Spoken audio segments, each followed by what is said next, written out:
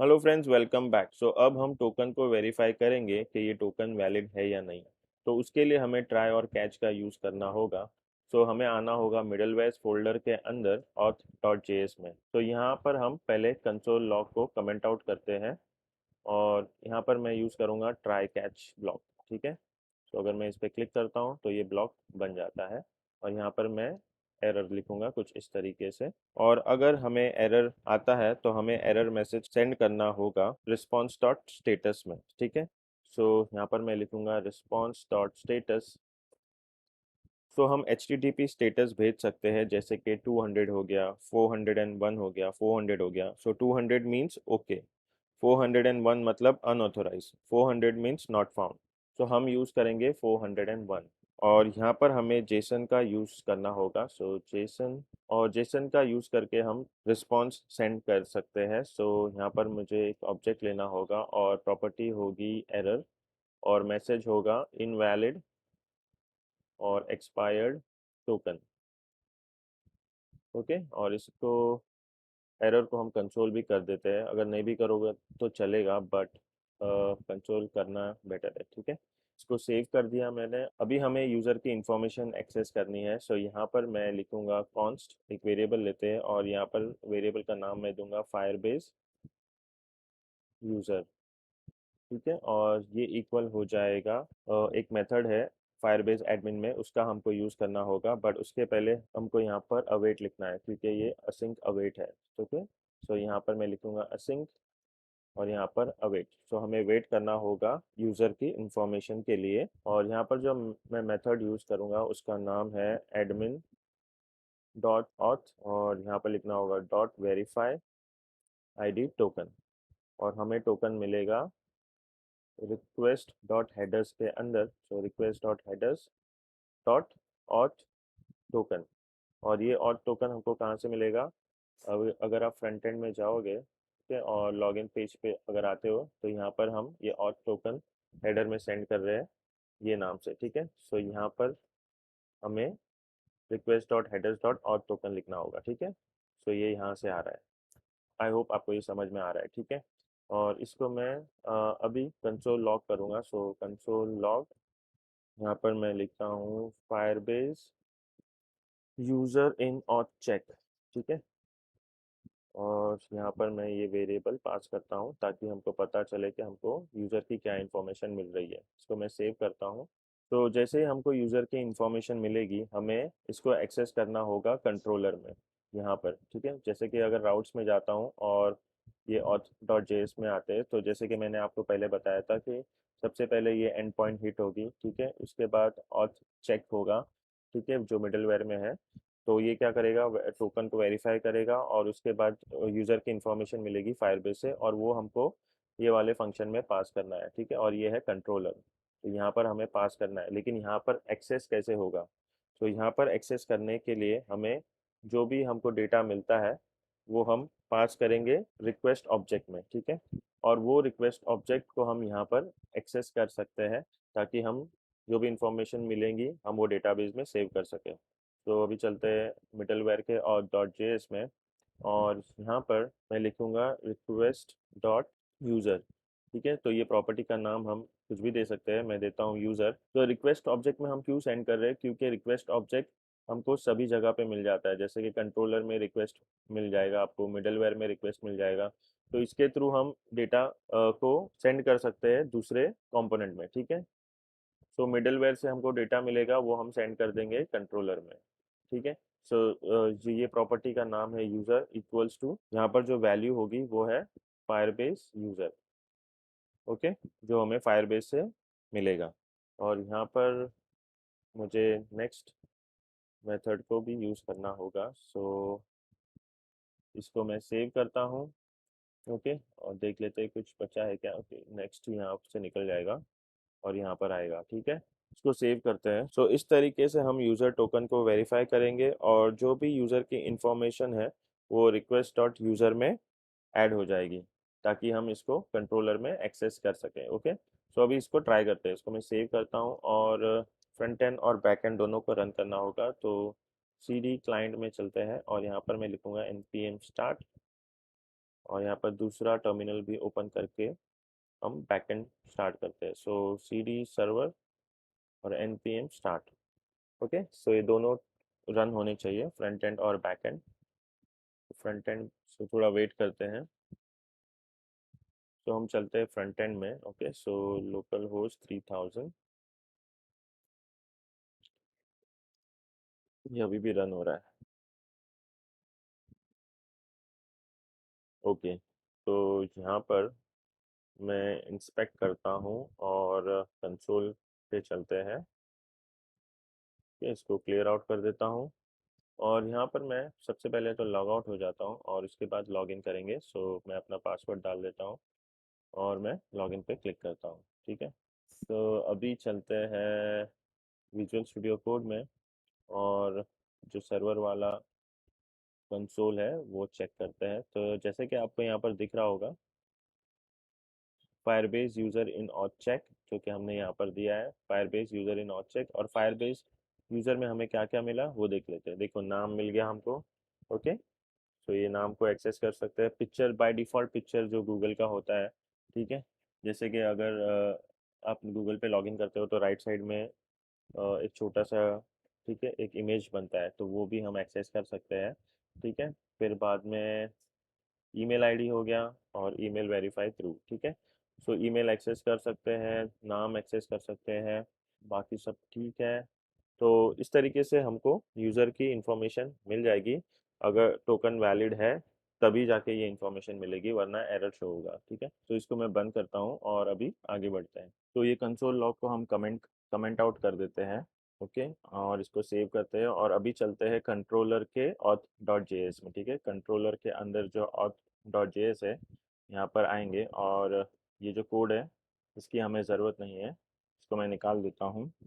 और अभी हमें यूज़र मॉडल को इंपोर्ट करना होगा। सो उसके लिए मैं लिखूंगा कॉन्स्ट यूज़र, यू कैपिटल होगा, इक्वल्स टू रिक्वायर और पाथ जो है dot dot slash model slash user. Okay, इसको सेव करते हैं। सो अभी हमें यूज़र को क्रिएट करना होगा जिसमें यूज़र का नाम, ईमेल आईडी और पिक्चर होगा। ओके, मीन्स फ़ोटो होगा। सो ये इंफॉर्मेशन हमें मिलेगी रिक्वेस्ट डॉट यूज़र से। ओके, सो यूज़र रिक्वेस्ट डॉट यूज़र को हमें रिस्ट्रक्चर करना पड़ेगा और उसमें से नेम, पिक्चर और ईमेल को निकालना होगा। सो उसके लिए यहाँ पर मैं लिखूँगा कॉन्स्ट और कर्ली ब्रेसेस के अंदर हमको चाहिए नेम, पिक्चर और ईमेल। और ये हम कहाँ से डिस्ट्रक्चर कर रहे हैं, रिक्वेस्ट डॉट यूज़र से। ठीक है, क्योंकि यहाँ पर हमने रिक्वेस्ट डॉट यूज़र में यूज़र का इंफॉर्मेशन सेव कर लिया है। सो हम यहाँ से इसको एक्सेस कर सकते हैं।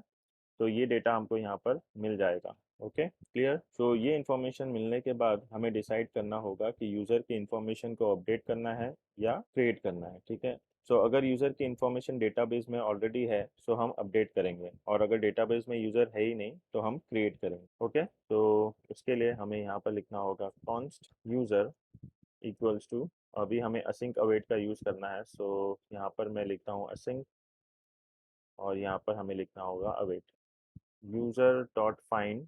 ठीक है, ये एक मेथड है, फाइंड वन ऑल अपडेट। ठीक है, फाइंड वन ऑल अपडेट। सो ये मेथड का यूज़ करके हम यूज़र को फाइंड करेंगे डेटाबेस में। ओके, सो हम कौन से बेसिस पे, किस बेसिस पे हम यूज़र को फाइंड करेंगे, जैसे कि यूज़र आईडी हो गया, ठीक है, उसके बेसिस पे हम फाइंड कर सकते हैं, या ईमेल आईडी हो गया उसके बेसिस पे हम फाइंड कर सकते हैं, क्योंकि ईमेल आईडी भी यूनिक होता है। तो हम ईमेल आईडी के बेसिस पे हम यूज़र को फाइंड करेंगे डेटाबेस में। सो उसके लिए मुझे पहला आर्ग्यूमेंट में लेना होगा एक ऑब्जेक्ट, और इसमें हम पास करेंगे ईमेल। ठीक है, तो ईमेल के थ्रू हम यूज़र को सर्च करेंगे। और एक बार यूज़र मिल गया, ठीक है, तो ईमेल आईडी के बेसिस पे लेट्स से हमको यूज़र मिल जाता है, तो उसके बाद हमको क्या करना है, उसके बाद हमको यूज़र को अपडेट करना है। तो सेकेंड आर्ग्यूमेंट में हमको यूज़र की कौन सी इन्फॉर्मेशन अपडेट करनी है वो डालनी है। जैसे हमने ईमेल का यहाँ पर यूज़ किया, ईमेल से सर्च कर लिया, अभी ये दो इन्फॉर्मेशन बाकी है, सो वो हम यहाँ पर लिखेंगे क्योंकि हमको नेम और पिक्चर ही अपडेट करना है।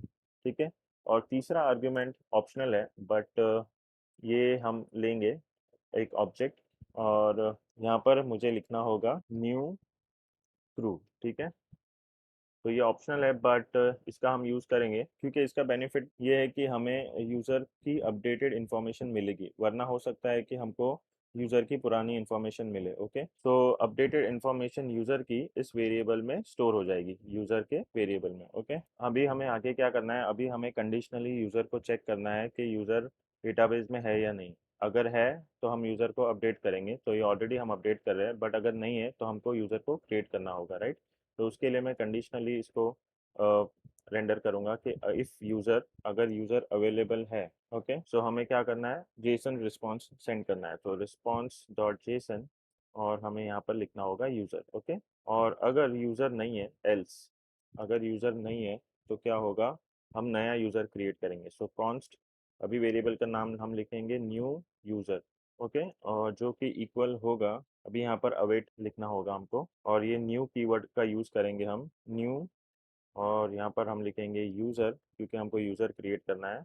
और इसके अंदर हम एक ऑब्जेक्ट लेंगे, और हमें यूज़र की कौन कौन सी इंफॉर्मेशन चाहिए जब हमको यूज़र क्रिएट करना है, तो उसके लिए हम लिखेंगे ईमेल क्योंकि हमको ईमेल चाहिए, राइट।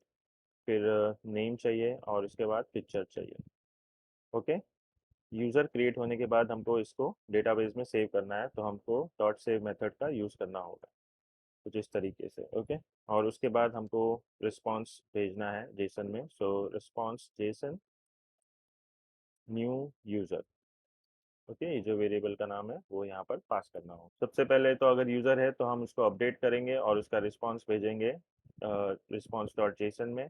और उसके बाद अगर यूज़र नहीं है तो हम नया यूज़र क्रिएट करेंगे कुछ इस तरीके से। ओके, और अभी हम कंसोल लॉग करते हैं, सो कंसोल लॉग चेक करने के लिए कि यूज़र अपडेट हो रहा है या क्रिएट हो रहा है। सो यूज़र अपडेट, अपडेटेड। ओके, और यहाँ पास करेंगे यूज़र, और इसको कॉपी करते हैं, और लेट्स से अगर यूज़र नहीं है तो हम क्या करेंगे, यूज़र को क्रिएट करेंगे, सो क्रिएट, क्रिएटेड। ओके, और ये न्यू यूज़र होगा।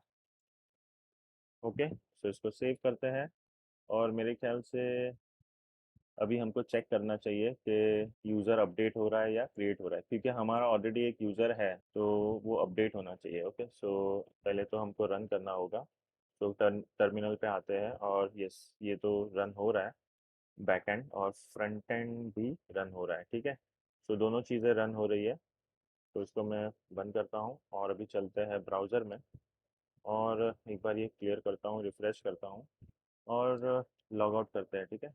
सो लॉग आउट किया मैंने, और ये जो पासवर्ड है ये अपडेट कर देते हैं, तो पासवर्ड एक्चुअली लॉगिन में था, राइट, यहाँ पर है, तो नया पासवर्ड 1 2 3 4 5 6 7 है। इसको मैं सेव करता हूँ क्योंकि बार बार नहीं तो हमको टाइप करना पड़ेगा। इसको मैं रिफ़्रेश करता हूँ,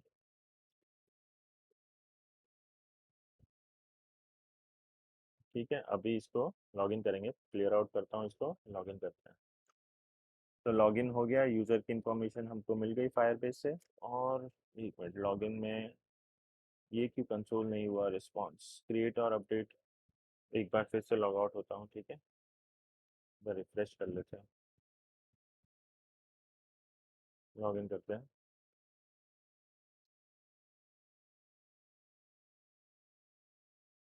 तो फ्रेंड्स, मैंने एक मिस्टेक की थी, तो मैंने वीडियो पॉज किया था और मैंने मिस्टेक चेक की, तो अ, वही स्पेलिंग एरर वाली मिस्टेक थी। ये फाइंड वन ऑल अपडेट नहीं है, ये फाइंड वन एंड अपडेट है, ठीक है। ए एन डी, अगर मैं इसको निकालता हूँ तो ऑप्शन देगा, देखो, फाइंड वन एंड, देखो, एंड डिलीट है, रिमूव है, रिप्लेस है, अपडेट है, तो हमको अपडेट चाहिए, तो मैंने यहाँ पर ऑल कर दिया था, तो वो मिस्टेक थी। इसको मैं सेव करता हूँ, और अभी चेक करते हैं, क्योंकि मैंने वीडियो पॉज करके चेक किया, समझ नहीं आ रहा था कि क्या मिस्टेक है। सो अभी सब सही चलेगा, मैं इसको निकालता हूँ, लॉग आउट करते हैं, और अभी लॉगिन करते हैं, ठीक है। तो लॉगिन किया मैंने, यूज़र मिला हमको फायरबेस से, और उसके बाद ये रन हुआ, क्रिएट और अपडेट रिस्पॉन्स, जो कि लॉगिन में है। अगर आप लॉगिन डॉट जे एस पे जाओगे, सो एक सेकेंड ना, लॉगिन डॉट जे एस में मैं आता हूँ, ठीक है। तो यहाँ पर जो कंसोल हमने किया है, कहाँ पर किया है कंसोल, ये क्रिएट और अपडेट रिस्पॉन्स, ठीक है। सो रिस्पॉन्स में हमको क्या मिला, डेटा, डेटा में चलते हैं। सो डेटा के अंदर आपको मिलेगा कार्ट क्रिएटेड, का डेट मिलेगा, ईमेल आईडी मिलेगा, नेम मिलेगा, रोल मिलेगा और अपडेटेड एट। सो ये हमको मिला। ओके, इसको मिलने के बाद जैसे कि हमने यहाँ पे कंट्रोलर में या तो यूज़र अपडेट होगा या तो क्रिएट होगा, तो ये हमको चेक करना है कि यूज़र अपडेट हुआ या क्रिएट हुआ। सो कंट्रोल और बैकटिक की, और ये जो बैकएंड वाला टर्मिनल था सर्वर वाला, ठीक है, तो वहाँ पर हमको क्या मिला, यूज़र अपडेटेड, ठीक है। Role subscriber, cart empty, ID मिला, ईमेल, नेम, क्रिएटेड का डेट, अपडेटेड का डेट। ओके, सो और डेटाबेस में हम चेक करेंगे कि यूज़र क्रिएट हुआ कि नहीं। सो मोंगोडीबी एटलस में मैं ऑलरेडी आ चुका था क्योंकि मैंने टेस्ट किया, चेक किया, तो यूज़र पहले नहीं मिल रहा था, लेकिन बाद में आप देखोगे तो क्लस्टर में आपको कलेक्शंस में, एक सेकेंड रुको, आपको क्या करना होगा, आपको क्लस्टर के अंदर जाना होगा और ये जो कलेक्शंस है उस पर आपको क्लिक करना होगा, राइट। सो कलेक्शंस में आपको यूज़र की इंफॉर्मेशन मिल जाएगी। तो हमने एक यूज़र क्रिएट किया है, वो यहाँ पर दिख गया, राइट। ठीक है, तो ये यूज़र ऑलरेडी क्रिएटेड था, इसलिए ऐसे दिखा रहा है। तो एक काम करता हूँ, मैं ये यूज़र को डिलीट कर देता हूँ, ठीक है, और फिर से एक यूज़र क्रिएट करते हैं। सो एक बार रिफ्रेश करते हैं, क्या इसमें ऑप्शन है, डिलीट। ओके, यहाँ पर ऑप्शन दे रहा है कैंसिल या डिलीट, तो मैं डिलीट कर दूंगा। सो ये डिलीट हो गया यूज़र, ठीक है। अभी फिर से हम लॉग इन लॉग आउट करते हैं, सॉरी लॉग आउट करते हैं और फिर से लॉग इन करते हैं। मैंने लॉग आउट किया, ओके, यहाँ पर आ गए क्लियर में, मैंने लॉग इन किया, यूज़र की इन्फॉर्मेशन मिली, क्रिएट और अपडेट रिस्पॉन्स, रिस्पॉन्स में हमको डेटा मिल जाएगा। ओके, ये सारा डेटा मिल गया और उसके बाद ये यूज़र क्रिएट हो जाएगा यहाँ पे। एक सेकेंड, यहाँ पर देखो, अभी यहाँ पर आ रहा है यूज़र क्रिएटेड, ठीक है, रोल सब्सक्राइबर है और नाम वगैरह सब है। तो अभी डेटाबेस में चेक करते हैं, तो इसको मैं अगर रिफ्रेश करता हूँ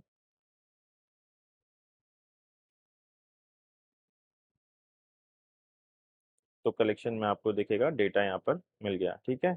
और एक चीज़, अभी आप देख रहे होंगे कि यहाँ पर नाम है, ईमेल है, लेकिन पिक्चर तो नहीं दिख रहा है, पिक्चर को सेव नहीं किया, क्योंकि यहाँ पर यूज़र का मॉडल में अगर जाते हैं, अगर अगर हम यूज़र के मॉडल में जाएंगे, ठीक है, तो ये जो स्कीमा हमने क्रिएट किया ना, इसको बंद करता हूँ। स्कीमा हमने जो क्रिएट किया है उसमें ईमेल है, रोल है, कार्ट है, ठीक है, एड्रेस अभी के लिए नहीं है। सो नाम है, ईमेल है, रोल है, कार्ट है और एड्रेस है, लेकिन पिक्चर नहीं है, इसलिए वो डेटा जो भी इसमें होगा यूज़र मॉडल, यूज़र के मॉडल में, ये जो स्कीमा में जो भी हम डिफाइन करेंगे वही वो डेटाबेस में सेव करेगा, ठीक है। तो हमने पिक्चर को सेव नहीं किया, तो इसलिए वो वहाँ पर शो नहीं हो रहा है, ठीक है। होप आपको ये क्लियर हो गया होगा। और क्या बोल रहा था, ठीक है, आप समझे, ये लॉगिन के बाद, ठीक है, अभी तो ये डेटा इसमें सेव हो गया, तो जैसे ही लॉगिन होगा हमको इसको डिस्पैच भी कराना है, ठीक है। तो इधर हमने क्या डिस्पैच किया है, ईमेल टोकन, लेकिन हमको नाम और ये सब भी डिस्पैच कराना है, तो वो हम अगले वीडियो में करेंगे। तो ये वीडियो ज़्यादा बड़ा हो जाएगा, इसलिए मैं इसको यहीं पे स्टॉप करता हूँ। और कन्फ्यूजन ना होने के लिए, क्योंकि क्या है कि जितना ज़्यादा बड़ा वीडियो होता है तो डाउट्स ज़्यादा हो जाते हैं, तो इसलिए आप इतना पार्ट कर लो। आई होप आपको समझ गया होगा कि यहाँ पर हमने कंट्रोलर में यूज़र की इंफॉर्मेशन को एक्सेस किया, ठीक है, रिक्वेस्ट डॉट यूज़र से, और फिर हमने चेक किया कि अगर यूज़र अवेलेबल है तो अपडेट करो, वरना यूज़र को क्रिएट करो, ठीक है। तो अगर मैं अभी यूज़र को, अगर समझो लेट्स अभी यूज़र क्रिएट हो गया है, ठीक है, तो अगर मैं फिर से इसको लॉगिन लॉग आउट करता हूँ, इसको क्लियर करता हूँ हिस्ट्री को, लॉग आउट करता हूँ और फिर से अगर लॉगिन करूँगा ना, तो आप देखोगे कि यूज़र अपडेट का मैसेज बताएगा यहाँ पर। अगर कंसोल में अगर चेक करेंगे हम, सर्वर वाला जो है, तो यहाँ पर देखो यूज़र अपडेटेड, ठीक है। पहले क्रिएट बता रहा था, लेकिन अभी अपडेट बता रहा है, क्योंकि सबसे पहले हमने क्रिएट किया तो इसलिए वो क्रिएटेड बताएगा, उसके बाद जब भी वापस लॉगिन करोगे तो वो बताएगा अपडेटेड, ठीक है। तो आई होप आपको ये समझा होगा अपडेट और क्रिएट का। यूज़र अगर नहीं है तो वो क्रिएट करेगा, अगर ऑलरेडी है तो वो अपडेट करेगा। Okay friends, so I hope आपको समझ आ गया होगा। आपको अगर थोड़ा भी डाउट है, कुछ है, तो आप फिर से एक बार वीडियो देखो, थोड़ा समझो, ओके। और स्पेलिंग मिस्टेक मत करना जैसे मैं करता हूँ, तो यहाँ पर इसका ध्यान रखो, फाइंड वन एंड अपडेट है, ठीक है। सो और डेटाबेस में हमारा यूज़र भी सेव हो गया है, ओके फ्रेंड्स। और ये वाले जो मेथड है डिस्पैच वाली, उसमें हमको नाम वगैरह और भी कुछ चीज़ें ऐड करनी है, तो वो हम नेक्स्ट वीडियो में करेंगे। सो इस वीडियो में इतना ही, मैं मिलता हूँ आपको नेक्स्ट वीडियो में, तब तक के लिए take care and bye bye.